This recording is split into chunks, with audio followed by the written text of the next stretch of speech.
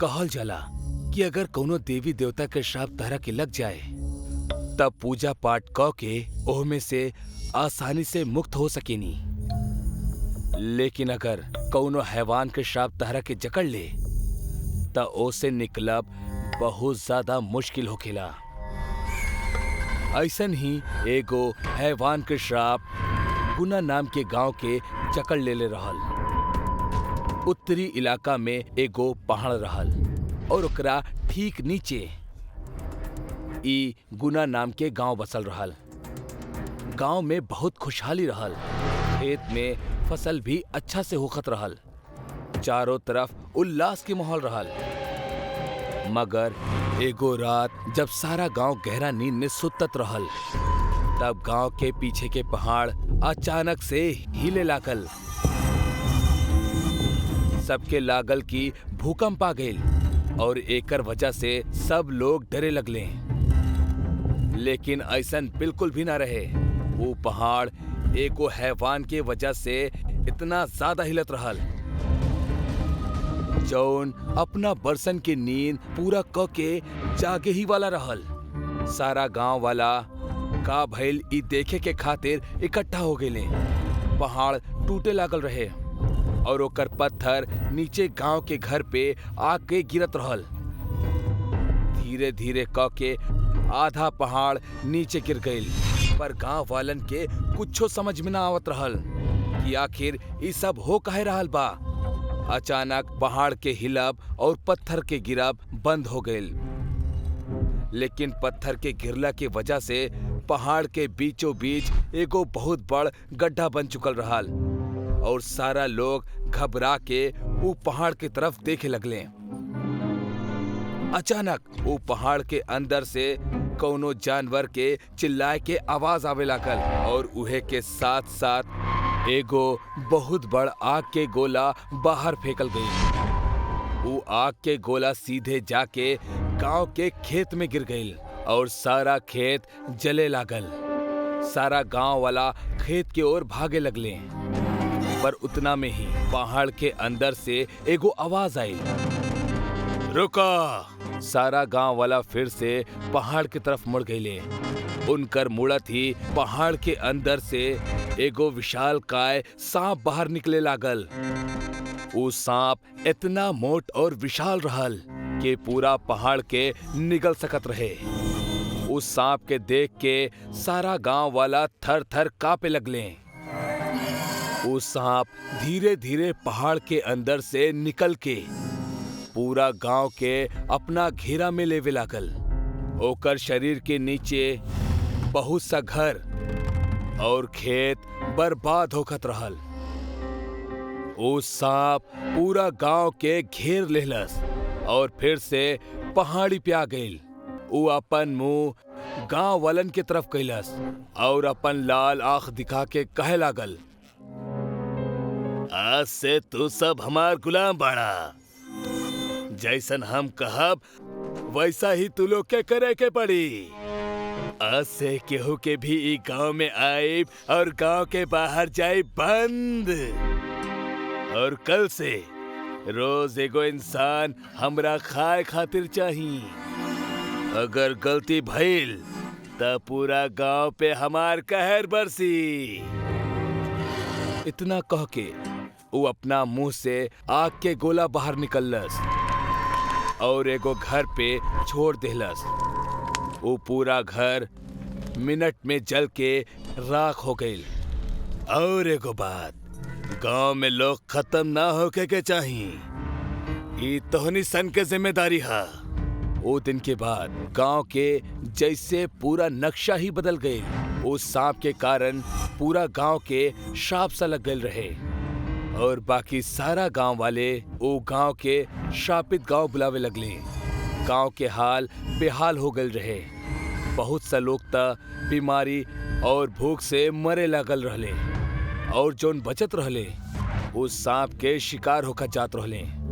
ई सांप के वजह से गांव में लोगन के संख्या कम होकर जात रहली। यही से गांव वालन हर साल बहुत सा बच्चा पैदा करे खातिर तय कैले, पर एमे भी बहुत सा औरत आपन जान गवावत रहली। साल बीत गए रहले और वो पूरा गांव एगो रेगिस्तान के तरह बंजर दिखत रहल।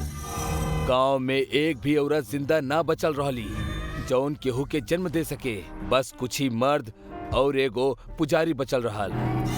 बस कुछ दिन और बचल बा, ओकर बाद हमनी सब मरल जाए। अरे सारा गांव के निगल गइल बा ये हैवान। पुजारी जी, का इस सांप के कौनो तोड़ ना बा का? ना, हम बहुत सा कोशिश कैले बानी पर कुछो ना भइल। कुछो तो रास्ता होखी ना पुजारी जी, यहाँ सब मर रहल बड़े। ई हैवान जब से जागल बा तब से गांव में एक बूंद भी बारिश ना भइल बा। ई बात के सुन के पुजारी के अचानक से कुछो याद आ गइल और वो बोले लागल, शायद एक रास्ता वहीं भी बा। कौन सा? एक दिन जब हम रात में कुआं से पानी भर के लेके जात रहनी ना, तब हमार हाथ से मटका गिर गई और वो पानी बहात बहात सांप के शरीर के नीचे चल गल रहे और पानी लगला से ओकर शरीर के वो हिस्सा जले लागल रहे। मतलब अगर हमने ऊपर पानी डालल जाई तो वो जल जाई शायद। हाँ ता चला फिर। अरे अरे रुका रुका, हमनी के पास इतना पानी नहीं खे। एकर पूरा शरीर के जलावे के खातिर हमनी के बारिश के पानी चाहिए। ई सही कह रहल बा। हम एगो यज्ञ करतानी और देवी देवता से प्रार्थना करतानी कि कृपया हमनी गांव में भी बारिश करी। पुजारी अपन यज्ञ शुरू कर देलस। जैसे जैसे यज्ञ आगे बढ़त गईल, आकाश में काला बादल छाए लगले। सारा लोग आशा भरल नजर से ऊपर देखे लगले। थोड़ा देर बाद बिजली के कड़कड़ शुरू हो गई।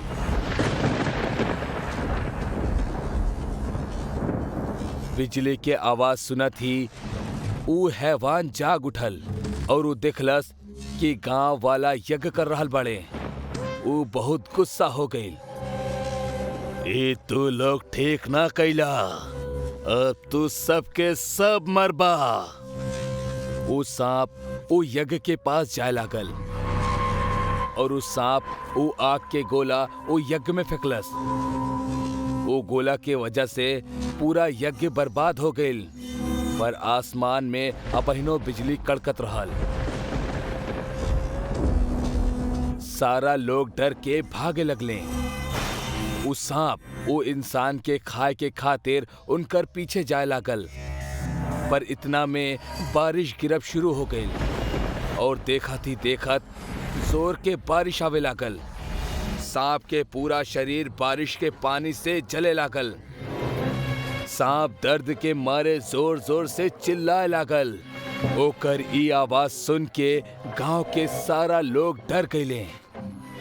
जलन के वजह से वो सांप फिर से पहाड़ के अंदर जाए लागल। ओकरा जात देख सारा गांव वाले खुश हो गए। बारिश रुक गई और गुना गांव के शाप हमेशा हमेशा के खातिर खत्म हो गई। मेघा बहुत दिन के बाद अपना सहेली से मिले ओकर गांव जात रहली। ओकर ट्रेन बहुत रात में गांव के स्टेशन पर पहुंचलस। वो ट्रेन से उतरल और आसपास रिक्शा या टैक्सी ढूंढे लागल।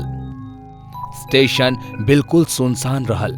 मेघा के दूर दूर तक कौनो भी इंसान नजर ना आवत रहल।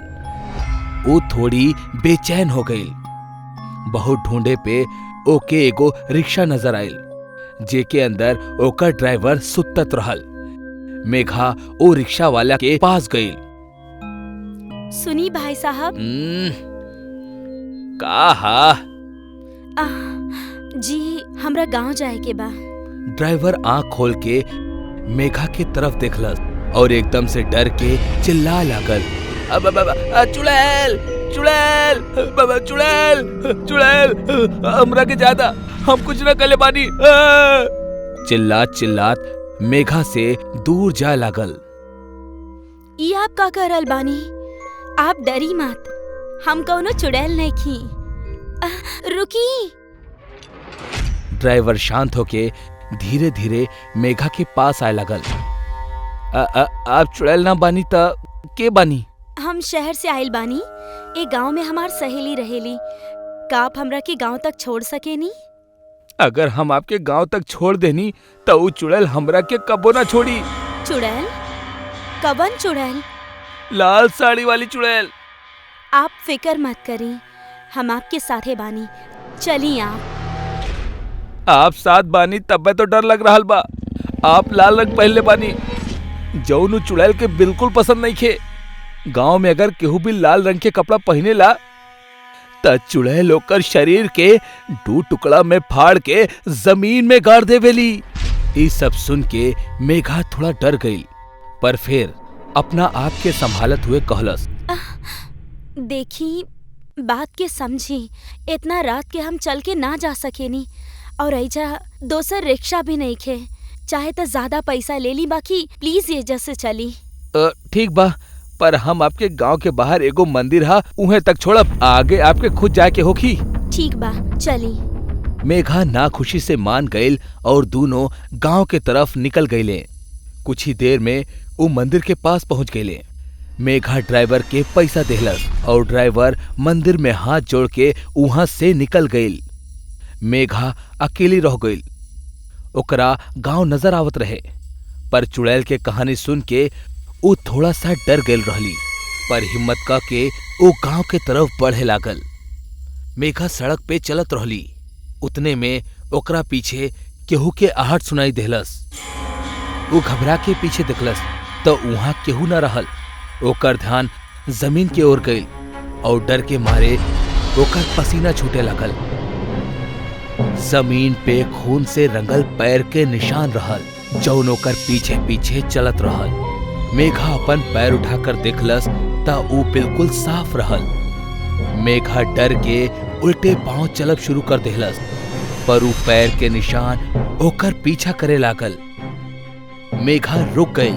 वो निशान चलत चलत ओकर बगल में आके रुक गई। मेघा वहां से जाए खातिर मुड़लस और जैसे ही ऊ मुड़ल, ओकर कंधा पे एगो खून से लथपथ हाथ पड़ल। मेघा इतना डर गई कि वो चिल्लात चिल्लात गांव के तरफ भागे लागल। मेघा चिल्लात चिल्लात गांव में पहुंचलस। हमरा के बचावा, ना तो चुड़ैल हमरा के मार डाली। हमरा के बचावा। बहुत से लोग अपना घर से बाहर आ गईले। मेघा के सहेली भी बाहर आ गई। मेघा अपना सहेली के ओकरा घर से बाहर आवत दिखलस और पूरा ताकत से वो घर के अंदर भागे लागल। ओकर सहेली भी ओकर पीछे पीछे भागत अंदर गई। तू लाल रंग पहन के काहे आयल बाड़ू गाँव में? गलती हमार ही बा, तोरा बुलावे के ही ना चाहत रहे। एगो काम करा, तू भाग जाई गाँव से, ना तो चुड़ैल तहरा के ना छोड़ी। हमार पति की तरह तहरा के भी मार डाली। वो दोनों घर में बात करत रहले, तब बे चुड़ैल के खून से लथपथ एगो हाथ दरवाजा तोड़ के अंदर आ गई और मेघा के घसीट के बाहर ले जाए लागल। चुड़ैल के हाथ मेघा के घसीट के घर से बाहर फेंक देलस। ओकरा कुछ समझ ना आवत रहे कि ई होकर रहल बा। गांव वाले मेघा के देखे के खातिर ओकर पास जाए लगले। मेघा के ऊपर लाल रोशनी में लाल साड़ी वाली चुड़ैल दिखे लागल। गांव वाले रुक गए और अपन घर के तरफ भागे लगले।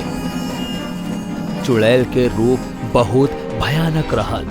पूरा साड़ी खून में लथपथ होके के कारण वो खून के बूंद मेघा के शरीर पर भी गिरत रहली। मेघा के चेहरा खून से लाल हो गल रहे। हम तहरा से इतना बार कहनी कि गांव में लाल रंग पहन के केहू ना आवे के चाही, बाकी तू लोग हमार बात ना मनला। अभी लड़की जान से जाई।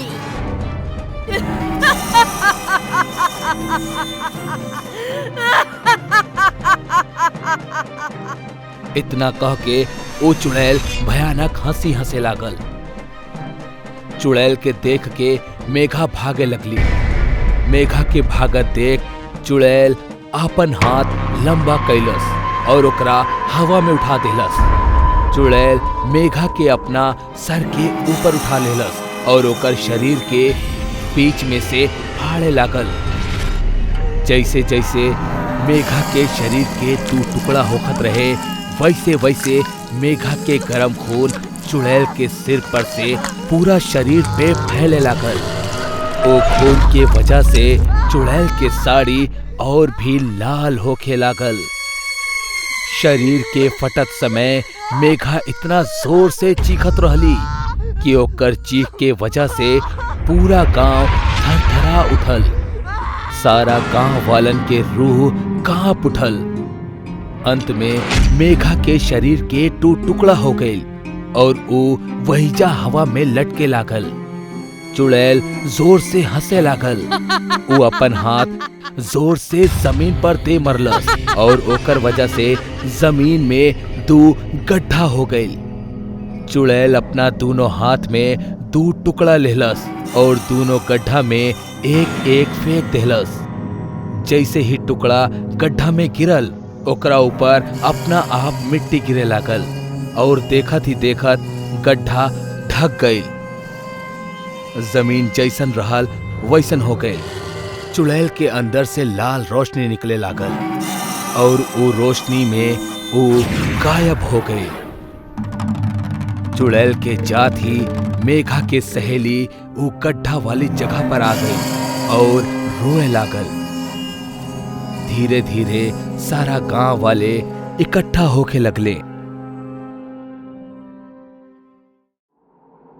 बिहान, अथर्व और शिवांश तीनों ही बहुत अच्छा दोस्त रहले और तीनों 12वीं कक्षा के एग्जाम के कंप्लीट कैला के बाद वैकेशन में कहीं घूमे जाए के प्लान करत रहले। हमके लागत है बार हमके गोवा या मनाली नहीं खे बल्कि गांव घूमे जाए के चाहिए। गांव के सुंदर वातावरण और गांव के हरियाली के आनंद उठावे के चाहिए। बात तो तुहार सही है, लेकिन हमनी से केकर गांव चली? हम तीनों एक एक करके सबके गांव चलल जाई, लेकिन शुरुआत बिहान के गांव नाथूपुरा से करल जाई। हाँ तो दिक्कत का बा, चला, लेकिन थोड़ा सतर्कता बरतिया। हमार गांव में तोहारी आवारा गर्दी ना चली। जैसे देर रात तक जागब, शाम के बाहर घूमब और सबसे खास भूत प्रेत के केहू मजाक ना बनाई। अरे हाँ, हम तो भुलाइए गल रहनी, तोहार गांव अंधविश्वासी के साथे साथे कायर और फट्टू भी बा। देखा, आप तोहार ज्यादा हो रहल बा। बिहान, तू साइंस के इतना बढ़िया स्टूडेंट होखला के बाद भी ई भूत प्रेतन पे विश्वास करेला। लेकिन कसूर तोहार भी नहीं खे, काहे कि तोहार तो जड़ वैजा से ही जुड़ल बा, ता ई त लाजमी बा। लेकिन तू टेंशन मत ला, ई बार हम तोहार और तोहार गांव वालन दोनों के गलतफहमी दूर कर दे। अब तीनों दोस्त आए वाला वैकेशन में गांव जाए के प्लान करत रहले और तीनों लोग चुन ले बिहान के वो भूतिया गांव, जहां शाम ढलला के बाद वो गांव के चुड़ैल निकलेला और गांव में अकेला टहल रहले कौना भी इंसान के जान से मार देवेली। वो तीनों के भूत पे जरा भी विश्वास न रहे और ई बार उनकर मकसद भी इहे रहल कि वो गांव पहुंच के वो चुड़ैल वाली बात के उनकर गलतफहमी साबित कर दी, जौन वो लोग इतना साल से पाल के रखले बाड़े। शाम के ट्रेन से वो लोग अगला दिन दोपहर में पहुंच गए रहले बिहान के गांव नाथूपुरा। वो तीनों बिहान के घर पहुंचले। उनकर गांव के पुश्तैनी मकान में सिर्फ बिहान के दादी ही रहत रहली और बाकी के लोग शहर में ही सेटल्ड रहले। अरे बेटा, तू आ गईला, बहुत अच्छा कैला। जा जल्दी हाथ मुंह धोला, हम खाना लगा दे तानी, जा। तीनों दोस्त खाना खा के एक ही कमरा में अपना अपना बेड पे रेस्ट करत करत बात करत रहले। अरे तू लोग सो काहे गईला? अपन मकसद भूल गईला का? अथर्व अपना दोनों दोस्तन के साथे कमरा से बाहर चुपके से निकलेला और दादी के कमरा में घर के चाबी लेवे जाला। अथर्व अकेले दादी के कमरा में गल रहे। वो जैसे ही वापस जाए खातिर मुड़लस, एक पतला सा हाथ ओकर टी शर्ट पकड़ लेलस और पीछे से एगो डरावनी आवाज आयल। चाबी रख दो यहाँ। हाँ। अथर्व जैसे ही पीछे पलटलस, वो देखलस कि बिहान के दादी ओकर कंधा पे हाथ रख के ओकरा के रोकनी हा। असल में बिहान के दादी कौनो इंसान ना बल्कि एगो चुड़ैल रहली, जेकर चेहरा वो अंधेरी रात में भी इतना भयानक लागत रहे कि कमजोर दिल वाला तो वहीजे ही मर जात। ये देख के अथर्व वहीजे कापत कापत बेहोश हो गए। जब बहुत समय तक अथर्व वापस न लौटलस, तब उनकर वो दोनों दोस्त दादी के कमरा में आइले त देखले कि उनकर दादी बेड पर रहली ही ना। अरे दादी कहाँ गईली? वैसे दादी रात के 1 बजे कहाँ जा सकेली? अरे हो सकेला वॉशरूम गईल होखी, लेकिन पहले ई डरपोक के उठावा, ना जाने का देख लेलस कि यही बेहोश हो गईल। वो दोनों उ रात ना जा पावेले, काहे कि अथर्व उ हालत में ना रहे। अगली सुबह अथर्व के जब आँख खुलेला तो ओकरा ओके ठीक बगल में विहान के दादी बैठल दिखेली, जौन अभी भी उहे खौफनाक चेहरा के साथ ही रहली। बेटा, तू हमारा अच्छा बच्चा बड़ा ना, केहू के कुछ मत बताइया कि हम के बानी, ना त केहू तहरा ना जान पाई कि तू के रहला। अच्छा बेटा हमार। एकरा बाद बिहान के दादी वहीजा से चल जाली। अथर्व अबही भी सदमा में ही रहल और अपन दोनों दोस्तन के यहाँ से जितनी जल्दी हो सके निकल जाए खातिर कहेला। उहे शाम जब तीनों दोस्त गांव के सैर करत रहले त ऊ एक चीज नोटिस करत रहले कि हर केहू उनसे दूर भागत रहल। केहू ऊ लोगन से बात ना करल चाहत रहल। उनकरा एकर वजह पता ना चलत रहे। एक चाय के टपरी चलाए वाला अब्दुल चाचा रहले, जे बिहान के तब से जानत रहले जब से बिहान बहुत छोट रहल। बिहान वो अब्दुल चाचा के पास गईल और उनसे कहलस, अब्दुल चाचा, हमरा के भूल गया का? ना बेटा, हम तोहरा के कैसे भूलब? हम तोहरा के तो अपन गोद में खिलौले बानी। एकर बाद विहान उनकर गांव के चुड़ैल और शाम ढलला के बाद केहू के भी गांव में ना दिखे के कारण पूछेला और इहो पूछेला कि आखिर ऊ तीनों के देख के गांव के लोग भाग काहे रहल बाड़े।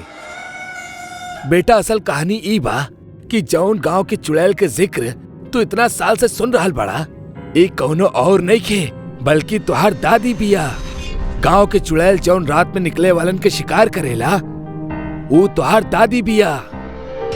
ई सुनला के बाद बिहान के पैरों तले जमीन खिसक गईल। हाँ बेटा, ये बात तुहार घर वालन के भी पता बा। आज से 7 साल पहले तुहार दादी बहुत बीमार हो गई रहली, लेकिन एक चुड़ैल उहे समय गांव में साया बनकर घूमत रहली। ओके एगो शरीर के जरूरत रहे जेकरा मदद से ऊ अपन शिकार कर सके। जब गांव के लोग ओकरा के मारे गए तब तुहार दादी भी उनमें से एक रहली, लेकिन लौटत समय वो चुड़ैल तुहार दादी के आत्मा के बांसवाड़ी में बांध देलस और वो चुड़ैल के आत्मा तुहार दादी के शरीर में घर कर गई। तब से तुहार दादी एक गांव में हर रात मौत के खेल खेलेली। तू दिखले होगा कि तोहरा घर में कोनो भी भगवान के मूर्ति और पूजा के घर ना होई और अंधेरा में कभी भी दीप या कोनो भी रोशनी ना जलत हुई, काहे कि चुड़ैल शैतान के पूजा करेली, भगवान की ना। एकर बाद अथर्व भी कल रात वाली बात के जिक्र कैलस और अब तीनों काफी डर गए, काहे कि ई तीनों वो चुड़ैल के घर में रहत रहले और इहे वजह से केहू भी इनके करीब ना जा चाहत रहले। आप समझ जाइल कि हमार घर वाले हमरा के अपन गांव में काहे ना आवे दे चाहत रहले और ना ही वो लोग कबोई सच के बतौले। एकर बाद तीनों वो घर में गईले, सामान बंधले और फौरन निकले लगले। लेकिन तब बे पीछे से एगो आवाज आई। इतना जल्दी जा रहल बड़ा बेटा, बाकी हम अब अपन पोता से अलग ना हो सकेनी। हमार माया खेल के कारण ही त हम ओकरा के अपन पास बुलैले बानी। अब तो हमार शरीर बहुते पुरान हो चुकल बा। अब हमार आत्मा के नया शरीर के जरूरत बा।